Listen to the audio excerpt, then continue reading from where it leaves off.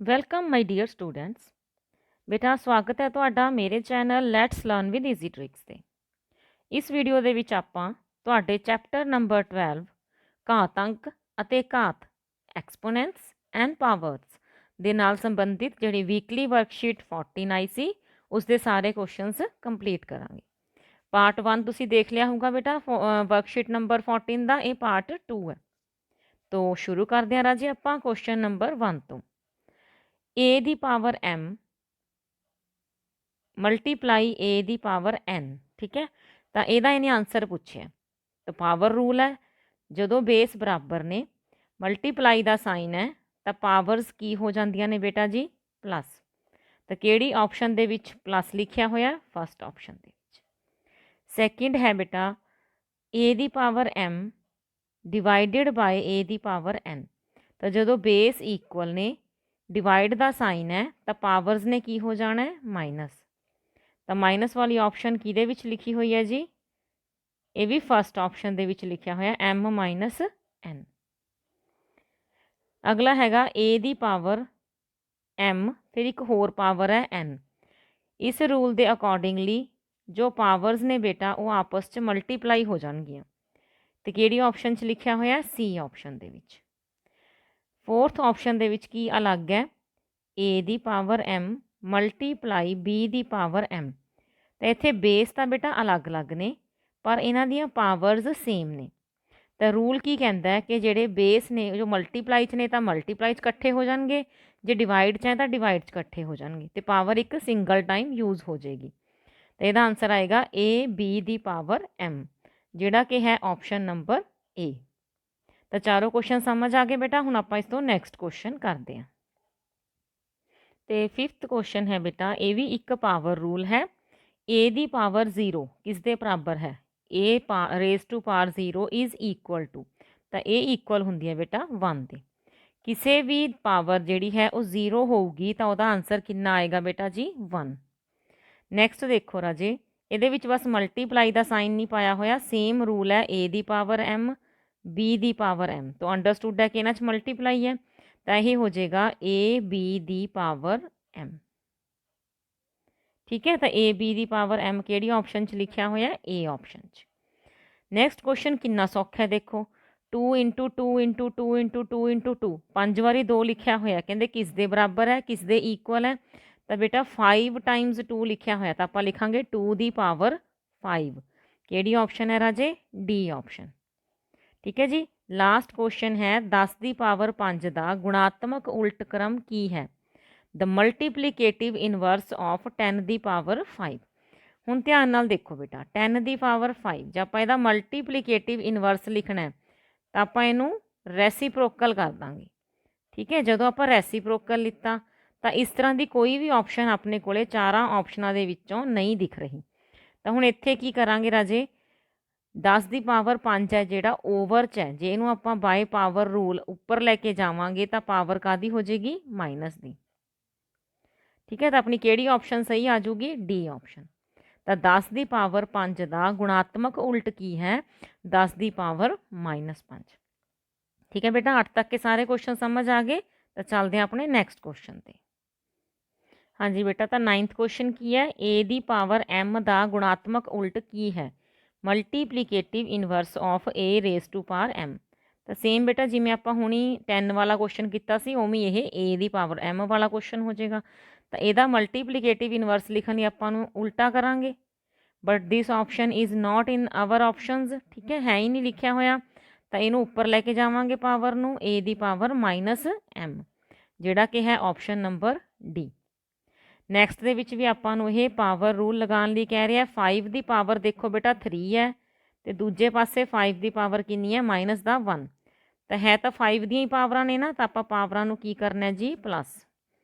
ਤਾਂ 1 ਆਪ ਮਾਈਨਸ ਦਾ, ਆਪਾਂ ਤਾਂ ਪਲੱਸ ਕਰ ਰਹੇ ਹਾਂ, ਠੀਕ ਹੈ। ਇਹ ਗੱਲ ਕਲੀਅਰ ਹੋ ਗਈ ਨਾ। ਦੇਖੋ ਆਪਾਂ ਤਾਂ ਸਾਈਨ ਪਲੱਸ ਦਾ ਹੀ ਪਾਇਆ। ਤਾਂ 3 ਮਾਈਨਸ 1, ਤਾਂ 5 ਦੀ ਪਾਵਰ ਕਿੰਨੀ ਆ ਜੂਗੀ? 2। ਕਿਹੜੀ ਆਪਸ਼ਨ 'ਤੇ ਲਿਖਿਆ ਹੋਇਆ 5 ਦੀ ਪਾਵਰ 2? ਡੀ ਆਪਸ਼ਨ ਦੇ ਵਿੱਚ। ਕਲੀਅਰ ਹੈ ਬੇਟਾ ਜੀ। ਨੈਕਸਟ ਵੀ -2 ਦੀ ਪਾਵਰ -5 ਹੈ ਅਤੇ -2 ਦੀ ਪਾਵਰ 6 ਹੈ। ਤਾਂ ਇਹਦਾ ਮਤਲਬ -2 ਬੇਸ ਜਿਹੜਾ ਹੈ ਉਹ ਸੇਮ ਹੈ, ਮਲਟੀਪਲਾਈ ਦਾ ਸਾਈਨ ਹੈ ਅਤੇ ਪਾਵਰਾਂ ਅਸੀਂ ਕੀ ਕਰਨੀਆਂ ਨੇ ਜੀ? ਪਲੱਸ। ਤਾਂ -2 ਦੀ ਪਾਵਰ ਕਿੰਨੀ ਆ ਗਈ, 6 ਚੋਂ 5 ਗਏ 1, ਤਾਂ ਯਾਨੀ ਕਿ ਇਹ -2 ਹੀ ਹੈ, ਪਾਵਰ 1 ਹੈ ਤਾਂ ਇਹਨੂੰ ਆਪਾਂ -2 ਹੀ ਲਿਖਾਂਗੇ। ਇਹ ਹੈਗਾ ਜੀ option number B. Next question ਕਰਦੇ ਹਾਂ ਰਾਜੇ। ਇਹਦੇ ਵਿੱਚ ਕੀ ਦਿੱਤਾ ਹੋਇਆ, ਪਹਿਲੇ ਦੇ ਵਿੱਚ ਹੈ 2 ਦੀ ਪਾਵਰ 0, ਤਾਂ ਉਹਦਾ ਆਨਸਰ ਕਿੰਨਾ ਆਊਗਾ 1। ਨੈਕਸਟ ਹੈ 4 ਦੀ ਪਾਵਰ -1, ਹੁਣ -1 ਵਾਲੀ ਪਾਵਰ ਤਾਂ ਅਸੀਂ ਖੋਲ ਨਹੀਂ ਸਕਦੇ, ਬੇਸ ਨੂੰ ਉਲਟਾ ਲਓ, ਰੈਸੀਪ੍ਰੋਕਲ ਲੈ ਲਓ 4 ਦਾ, ਤਾਂ ਆਪਣੇ ਕੋਲ ਆ ਜਾਊਗਾ 1/4। ਠੀਕ ਹੈ ਜੀ, 4 ਦੀ -1 ਦਾ ਉਹਨੂੰ ਆਪਾਂ ਉਲਟਾ ਕਰਤਾ, ਪਾਵਰ ਰੂਲ ਲਗਾ ਲਿਆ, ਤੇ ਤੇ ਕਨਫਿਊਜ਼ ਨਹੀਂ ਹੋਣਾ। ਠੀਕ ਹੈ, 2 ਦੀ ਪਾਵਰ 2 ਹੈ ਤਾਂ ਉਹਦਾ ਮਤਲਬ ਕਿੰਨਾ ਹੈ 4। ਤਾਂ ਫਸਟ ਬ੍ਰੈਕਟ ਦੇ ਵਿੱਚ ਬਟਰਫਲਾਈ ਮੈਥਡ ਲਗਾ ਲਓ, 4 + 1/4। ਦੇਖੋ 4 ਨਾਲ 4 ਕੈਂਸਲ ਹੋ ਜਾਏਗਾ, ਉੱਪਰਲੇ ਪਾਸੇ ਆਪਣੇ ਕੋਲ ਸਿਰਫ ਬਚਿਆ 5, ਤੇ ਕਿਹੜੀ ਆਪਸ਼ਨ 'ਚ 5 ਲਿਖਿਆ ਹੋਇਆ, ਡੀ ਆਪਸ਼ਨ ਦੇ ਵਿੱਚ। ਇਹ ਸਮ ਕਲੀਅਰ ਹੋ ਗਿਆ ਬੇਟਾ। ਤਾਂ ਜਿਵੇਂ ਜਿਵੇਂ ਆਪਣੇ ਪਹਿਲੇ 2 ਦੇ ਵਿੱਚ ਹੀ ਪਾਵਰ ਰੂਲ ਲੱਗ ਗਿਆ, 2 ਦੀ ਪਾਵਰ 0 ਹੈ ਤਾਂ ਆਪਾਂ ਉਹਦਾ ਆਨਸਰ 1 ਲਿਖਿਆ, ਫਿਰ 4 ਦੀ ਪਾਵਰ -1 ਹੈ ਉਹਨੂੰ ਆਪਾਂ 1/4 ਲਿਖਿਆ, 2 ਦੀ ਸਕੇਅਰ ਸੀ ਆਪਾਂ ਉਹਨੂੰ 4 ਲਿਖਿਆ, ਬਟਰਫਲਾਈ ਮੈਥਡ ਵੀ ਯੂਜ਼ ਹੋਇਆ, ਤਾਂ ਆਪਣਾ ਆਨਸਰ ਫਾਈਨਲੀ ਕਿੰਨਾ ਆਇਆ 5। ਠੀਕ ਹੈ ਬੇਟਾ ਜੀ, ਇਹ ਸਮਝ ਆ ਗਏ। ਚਲੋ ਨੈਕਸਟ ਕੁਐਸਚਨਸ 'ਤੇ ਚੱਲਦੇ ਹਾਂ। ਹਾਂਜੀ ਬੇਟਾ, ਤਾਂ ਦੇਖੋ ਅਗਲੇ ਕੁਐਸਚਨ ਦੇ ਵਿੱਚ ਇਹਨੂੰ ਸੋਲਵ ਕਰਨ ਕੇ ਦੇਖਣ ਦੀ ਲੋੜ ਨਹੀਂ, ਸਿਰਫ ਪਾਵਰ ਕਿੰਨੀ ਪਾਈ ਹੋਈ ਹੈ 0, ਤਾਂ ਜੋ ਵੀ ਇਹਦੇ ਅੰਦਰ ਆਨਸਰ ਬਣੂਗਾ ਸੋਲਵ ਕਰਨ ਤੋਂ ਬਾਅਦ ਉਹਦੀ ਪਾਵਰ 0 ਹੀ ਰਹੇਗੀ, ਤਾਂ ਜੇ 0 ਪਾਵਰ ਹੈ ਕਿਸੇ ਦੀ ਤਾਂ ਉਹਦਾ ਆਨਸਰ ਕਿੰਨਾ ਆਏਗਾ 1।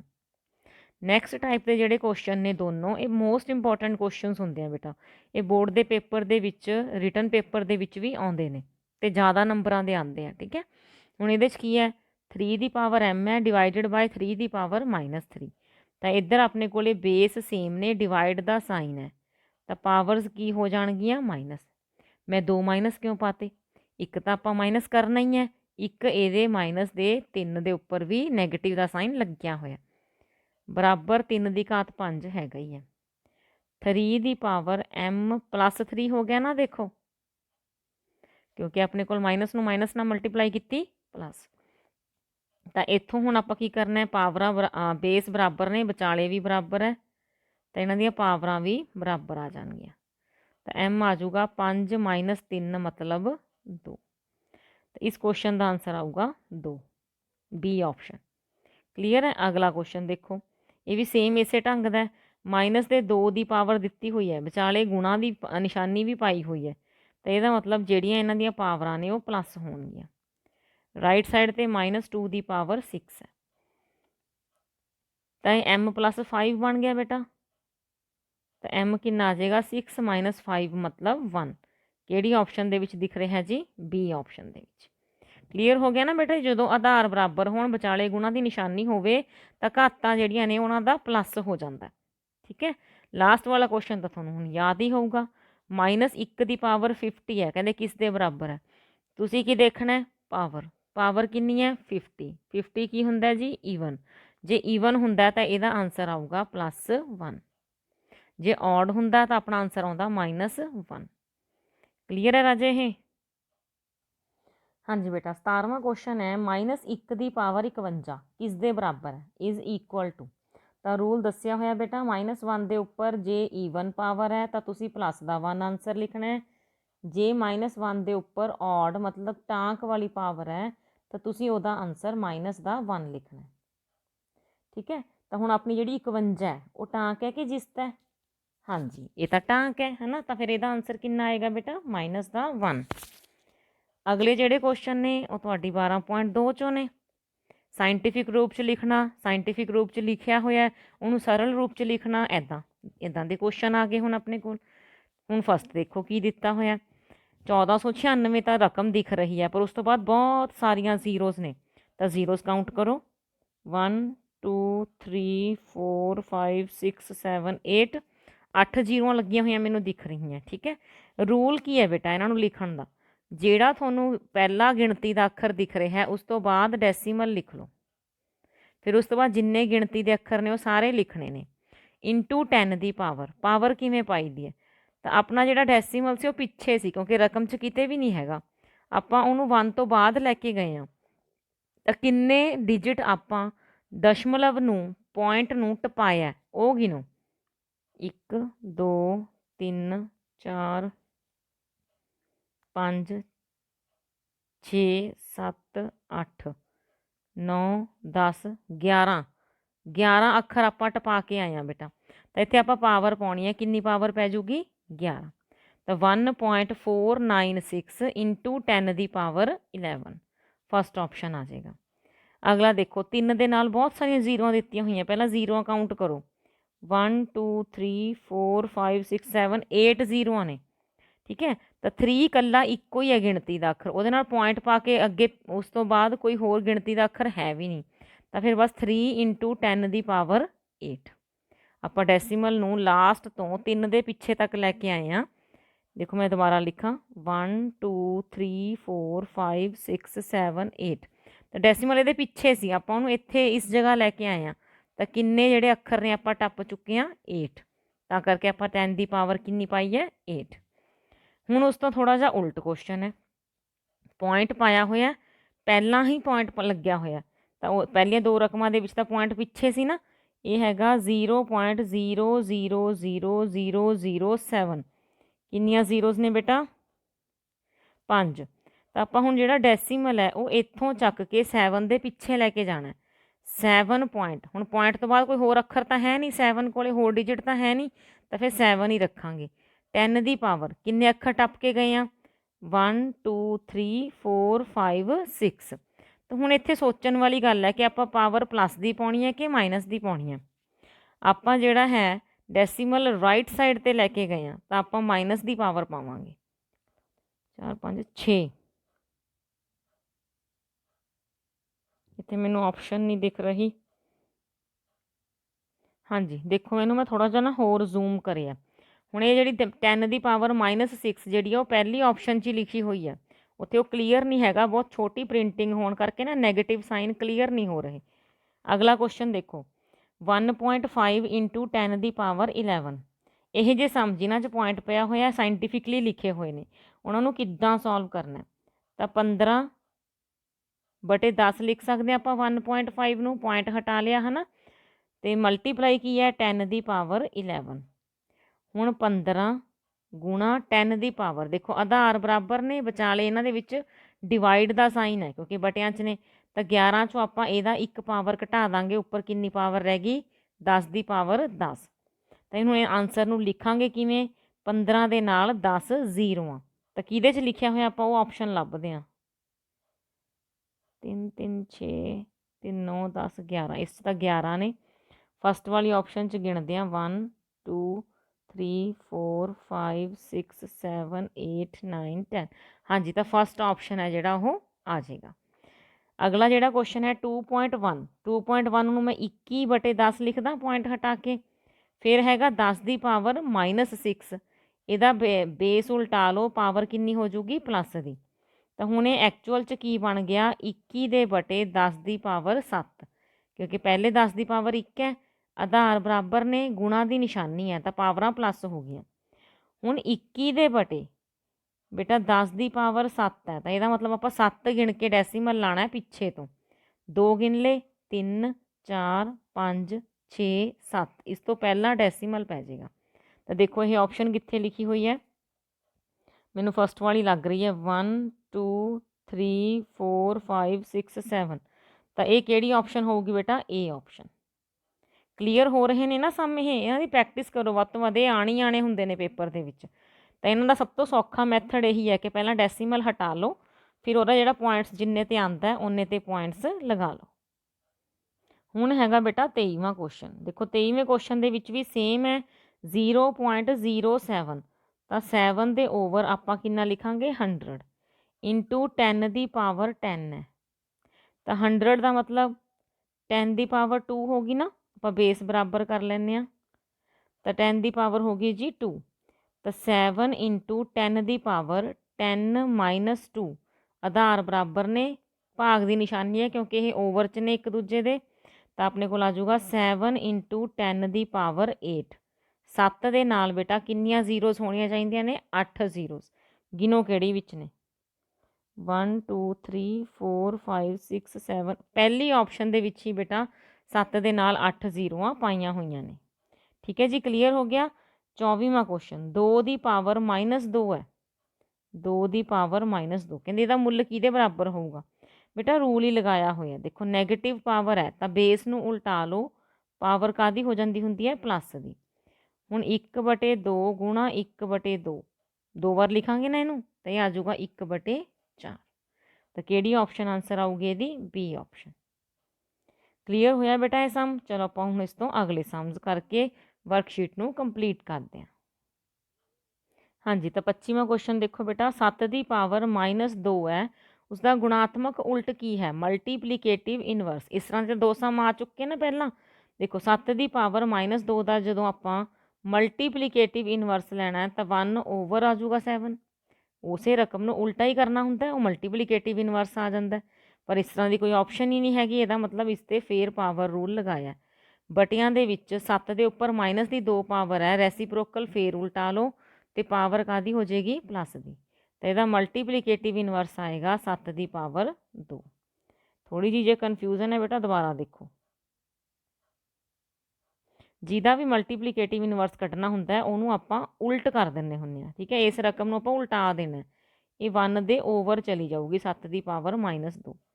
ਹੁਣ ਜੇ ਆਪਣੇ ਕੋਲੇ ਮਾਈਨਸ ਦੀ ਪਾਵਰ ਨੂੰ ਪਲੱਸ ਦਾ ਬਣਾਉਣਾ ਤਾਂ ਫਿਰ ਸੇਮ ਰੂਲ ਹੈ ਕਿ ਆਧਾਰ ਨੂੰ ਰੈਸੀਪ੍ਰੋਕਲ ਲੈ ਲਓ, ਆਧਾਰ ਦਾ ਉਲਟਾ ਕਰ ਲਓ, ਪਾਵਰ ਤੁਹਾਡੀ ਪਲੱਸ ਦੀ ਹੋ ਜਾਊਗੀ। ਤਾਂ ਇਹ ਆਪਸ਼ਨ ਆ ਗਈ ਬੇਟਾ, ਠੀਕ ਹੈ। ਮੇਰਾ ਖਿਆਲ ਹੈ ਤੁਹਾਨੂੰ ਸਮਝ ਆਈ ਜਾਂਦੇ ਹੋਣਗੇ, ਖਿਆਲ ਕਿਉਂ ਯਕੀਨ ਹੈ ਤੁਹਾਨੂੰ ਸਮਝ ਆ ਰਹੇ ਹੋਣਗੇ। ਇਹਨਾਂ ਨੂੰ ਇੱਕ ਵਾਰ ਪਰ ਖੁਦ ਸੋਲਵ ਕਰ ਲਿਓ, ਠੀਕ ਹੈ। ਕਈ ਵਾਰੀ ਦੇਖ ਕੇ ਨਾ ਕਨਫਿਊਜ਼ਨ ਰਹਿੰਦੀ ਹੈ ਇਸ ਤਰ੍ਹਾਂ ਦੇ ਸਾਹਮਣੇ ਵੀ ਜ਼ੀਰੋਸ ਕਿਵੇਂ ਗਿਣੀਆਂ ਜਾਂ ਆਪਾਂ ਪਾਵਰ ਕਿਵੇਂ ਲਗਾਈ ਜਾਂ ਪਾਵਰ ਕਿਵੇਂ ਹਟਾਈ।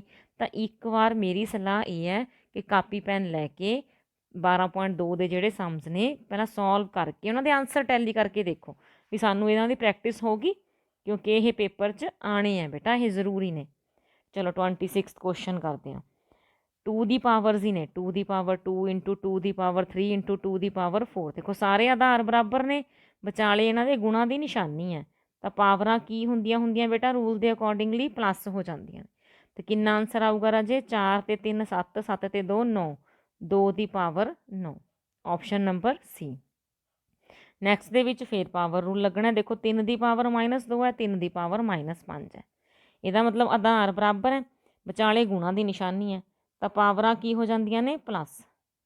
ਪਰ ਆਪਣੀਆਂ ਤਾਂ ਦੋਨੋਂ ਹੀ ਪਾਵਰਾਂ ਮਾਈਨਸ ਦੀਆਂ ਨੇ, ਤਾਂ 3 ਦੀ ਪਾਵਰ -2 -5 ਕੀ ਲਿਖਾਂਗੇ ਇਹਨੂੰ, 3 ਦੀ ਪਾਵਰ -7। 3 ਦੀ ਪਾਵਰ -7 ਬੇਟਾ ਫਸਟ ਆਪਸ਼ਨ 'ਚ ਲਿਖਿਆ ਹੋਇਆ, ਠੀਕ ਹੈ ਰਾਜੇ। ਤਿੰਨੇ ਸਾਹਮਣੇ ਸਮਝ ਆ ਗਏ ਤੁਹਾਨੂੰ ਸਾਰਿਆਂ ਨੂੰ। ਤਾਂ ਦੇਖੋ 28ਵਾਂ ਕੁਐਸਚਨ ਹੈ ਇਹੀ ਗੱਲ ਹੈ ਪਾਵਰ ਰੂਲ ਵਾਲੀ। ਦੇਖੋ ਇੱਥੇ ਡਿਵਾਈਡ ਦਾ ਹੀ ਸਾਈਨ ਹੈ ਇਹ, ਜਿਹਨੂੰ ਆਪਾਂ ਪੜ੍ਹੀਏ ਬਟਿਆਂ 'ਚ ਰਕਮ ਲਿਖੀ ਹੋਈ ਹੈ 5 ਦੀ ਪਾਵਰ 4 ਓਵਰ 5 ਦੀ ਪਾਵਰ 2। ਤਾਂ ਬਟਿਆਂ 'ਚ ਹੈ ਤਾਂ ਇਹਦਾ ਮਤਲਬ ਇਹ ਡਿਵਾਈਡ ਵਾਲਾ ਰੂਲ ਲੱਗੇਗਾ। ਆਧਾਰ ਬਰਾਬਰ ਹੈ, ਤਕਸੀਮ ਦੀ ਨਿਸ਼ਾਨੀ ਹੈ, ਭਾਗ ਦੀ ਨਿਸ਼ਾਨੀ ਹੈ, ਤਾਂ ਆਪਾਂ ਪਾਵਰਾਂ ਨੂੰ ਕੀ ਕਰਨਾ ਹੁੰਦਾ ਬੇਟਾ ਜੀ, ਮਾਈਨਸ ਕਰਨਾ ਹੁੰਦਾ। ਤਾਂ 5 ਦੀ ਪਾਵਰ ਕਿੰਨੀ ਰਹਿ ਗਈ ਰਾਜੇ ਆਪਣੇ ਕੋਲੇ 2, ਤਾਂ ਇਹ ਆਪਸ਼ਨ ਨੰਬਰ ਡੀ ਆ ਜਾਏਗਾ। ਕਲੈਰਿਟੀ ਹੋ ਗਈ ਜੀ। ਅਗਲਾ ਦੇਖੋ ਕੁਐਸਚਨ, 100 ਦੇ ਉੱਪਰ ਪਾਵਰ 0 ਲਿਖੀ ਹੈ, 20 ਦੇ ਉੱਪਰ ਵੀ ਪਾਵਰ 0 ਲਿਖੀ ਹੈ, 5 ਦੇ ਉੱਪਰ ਵੀ ਪਾਵਰ 0 ਲਿਖੀ ਹੈ। ਤੇ ਪਾਵਰ 0 ਵਾਲਾ ਰੂਲ ਸਾਨੂੰ ਪਤਾ ਹੈ ਵੀ ਜਿਹਦੀ ਵੀ ਪਾਵਰ 0 ਹੁੰਦੀ ਹੈ ਉਹਦਾ ਆਨਸਰ ਆਪਾਂ 1 ਲਿਖਦੇ ਹੁੰਦੇ ਹਾਂ। ਤਾਂ ਹੁਣ ਫਸਟ ਦਾ 100 ਦੀ ਪਾਵਰ 0 1 ਆਨਸਰ, 20 ਦੀ ਪਾਵਰ 0 1 ਆਨਸਰ, 5 ਦੀ ਪਾਵਰ 0 1 ਆਨਸਰ। ਤਾਂ ਟੋਟਲ ਕਿੰਨਾ ਹੋਗਾ ਜੀ 1 + 1 + 1 3। ਕਿਹੜੀ ਆਪਸ਼ਨ ਦੇ ਵਿੱਚ ਹੈ, ਡੀ ਆਪਸ਼ਨ ਦੇ ਵਿੱਚ, ਠੀਕ ਹੈ ਬੇਟਾ। ਇਹ ਜਿਹੜਾ 30th ਸਮ ਹੈ ਇਹ ਬਹੁਤ ਵਾਰੀ ਬੋਰਡ ਦੇ ਪੇਪਰ 'ਚ ਵੀ ਆਇਆ, ਇੰਪੋਰਟੈਂਟ ਸਮ ਹੈ। ਦੇਖੋ ਇਹਨੂੰ ਕਿਵੇਂ ਸੋਲਵ ਕਰਾਂਗੇ ਆਪਾਂ ਰਾਜੇ, -3 ਦੀ ਪਾਵਰ m + 1 ਹੈ ਇੰਟੂ -3 ਦੀ ਪਾਵਰ 5 ਹੈ। ਦੇਖੋ ਬੇਸ ਤਾਂ ਬਰਾਬਰ ਨੇ ਨਾ, ਅਤੇ ਪਾਵਰਾਂ ਜਿਹੜੀਆਂ ਹੋਣਗੀਆਂ ਨੇ ਗੁਣਾ ਹੋਣ ਕਾਰਨ ਕੀ ਹੋਣਗੀਆਂ ਪਲੱਸ। ਤਾਂ ਕਰੋ ਜੀ, -3 ਦੀ ਪਾਵਰ m + 1 + 5 ਇਕੁਅਲ ਟੂ ਕੀ ਹੈ, -3 ਦੀ ਪਾਵਰ 7। ਤਾਂ -3 ਦੀ ਪਾਵਰ ਆ ਗਿਆ ਜੀ ਇਹ m + 6 equal to -3 the power 7। ਫੇਰ ਪਾਵਰ ਰੂਲ ਲੱਗੇਗਾ, ਆਧਾਰ ਜਿਹੜੇ ਨੇ ਉਹ ਬਰਾਬਰ ਨੇ, ਵਿਚਾਲੇ ਵੀ ਬਰਾਬਰ ਦਾ ਸਾਈਨ ਹੈ, ਠੀਕ ਹੈ। ਤਾਂ ਫਿਰ ਜਿਹੜੇ ਪਾਵਰਾਂ ਨੇ ਉਹ ਇੱਕ ਦੂਜੇ ਦੇ ਬਰਾਬਰ ਹੋ ਜਾਣਗੀਆਂ। ਤਾਂ m ਦਾ ਆਨਸਰ ਕੀ ਆਊਗਾ 7 - 6 ਮਤਲਬ 1। ਤਾਂ ਕਿਹੜੀ ਆਪਸ਼ਨ ਹੈ ਬੇਟਾ, ਸੀ ਆਪਸ਼ਨ। ਤਾਂ ਇਹ ਸੀਗੀ ਰਾਜੇ ਤੁਹਾਡੀ ਵਰਕਸ਼ੀਟ ਨੰਬਰ 14 ਦਾ ਸੈਕਿੰਡ ਪਾਰਟ, ਜਿਹਦੇ ਵਿੱਚ ਆਪਾਂ ਤੁਹਾਡੇ ਚੈਪਟਰ ਘਾਤ ਅੰਕ ਅਤੇ ਘਾਤ ਦੇ 30 ਮੋਸਟ ਇੰਪੋਰਟੈਂਟ 1 ਮਾਰਕਸ ਵਾਲੇ ਕੁਐਸਚਨਸ ਕੰਪਲੀਟ ਕੀਤੇ ਨੇ। ਤੇ ਇਹਨਾਂ ਦੀ ਚੰਗੀ ਤਰ੍ਹਾਂ ਰਿਵੀਜ਼ਨ ਕਰ ਲਿਓ, ਕਾਪੀ 'ਤੇ ਸੋਲਵ ਕਰਕੇ ਦੇਖ ਲਿਓ, ਅਤੇ ਟਰਮ 1 ਦੇ ਵਿੱਚੋਂ ਤੁਹਾਡੇ ਸਭ ਦੇ ਵਧੀਆ ਨੰਬਰ ਆਉਣੇ ਚਾਹੀਦੇ ਨੇ। ਠੀਕ ਹੈ ਬੇਟਾ ਜੀ, ਬਾਏ ਬੱਚੇ।